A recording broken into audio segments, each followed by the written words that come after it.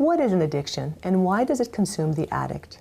In today's society, the prevalence of addiction to physical substances has reached epic proportions, with the cost of lost work productivity, costs related to associated crimes, and increase in healthcare.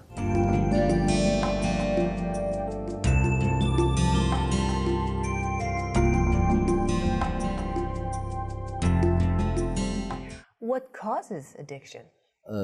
Addictions in the past were considered to be either genetically involved. Now they've been able to find a specific gene area that has some addiction, but that doesn't mean that you cannot change or modify the addiction pattern.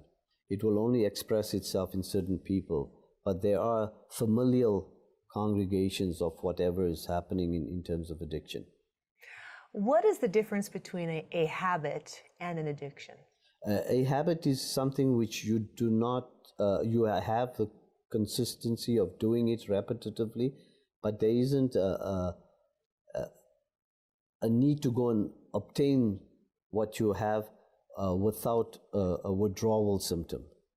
An addiction is obviously one where a person will go out of his way to obtain the product, to gain access to the product, even if it means illicit activity, and then at the same time there's some kind of gain, and if they do not get that, then there's a withdrawal activity which they have consequences. Usually this is seen in substances. What are signs and symptoms of addictions? The addictions are people trying to repetitively do an activity without concern for the social consequences. So they may become withdrawn from their society, they may become aggressive if they do not obtain their addiction. They would substance that they are addicted to. They may also endeavor to get it at whatever cost it is, including illicit activity. What are the treatment options out there for addictions? There are quite a few treatment options. There are obviously medications which help in helping the people. As in smoking addiction, you can have replacement of nicotine through patches, through chewing gum. In terms of a higher level of activity, there are certain products such as Champix, which is one. The other one is Zyban, which has been used for. But a lot of times people are able to have a capacity to withdraw from the substance without using any aids. And that's why we've come now with this new concern about introducing e-cigarettes, etc., because that may enhance the addiction process again.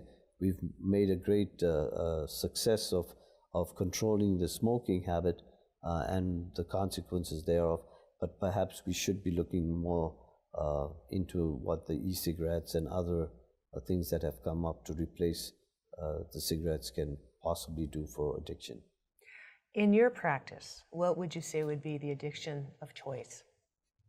In my practice at this time, I have many people with addiction of cigarette and tobacco. Yes. I have very few people who are actually getting treatment for substance abuse, but I do have a lot of them that are getting treatment for alcohol. And for alcohol, the treatment options are obviously medications for certain people, but for others it requires a lot of counseling. Alcoholics Anonymous is a very important part of the treatment strategy for our patients. And how can people reach out if they think they're suffering with some type of addiction? Well, what's the first step? The first step is the crucial conversation. The first step is always, even as a physician, I find that it takes a long time before people really open up as to what their problems are. We as physicians are able to recognize some of the things, people coming into us for repeated somatic symptoms. We realize that they may have underlying issues. It's always very difficult to tell somebody that you have a problem until the patient recognizes the problem itself. And therefore, that is where the social fabric breaks down in an addicted patient. They seem to not recognize their limitation, right? I have had many discussions with patients who would not want to divulge their particular abuses, partly because there could have been some other underlying conditions which they have taken a long time to accept help from people that are actually trained to obtain that. So I even have patients who strictly refuse to go to Alcoholics Anonymous or gambling services or addiction services, just based on the fact that, no, I can handle it on myself. And actually, these are the people that really require assistance and support, not only from the individuals that are around them, but also the community at large. Great. Thank you so much, Doctor. You're welcome.